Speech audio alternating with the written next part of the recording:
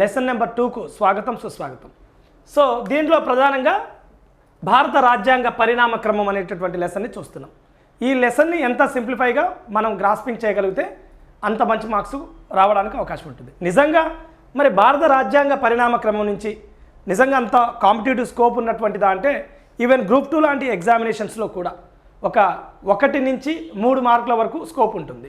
ఈ భారత రాజ్యాంగ పరిణామ క్రమాన్ని ఎవరు కూడా అధైర్యంగా ఉండకండి, కాన్ఫిడెంట్గా ఉండండి, అనుమానంతో మొదలు పెట్టకండి, ఆత్మవిశ్వాసంతో ప్రారంభించండి.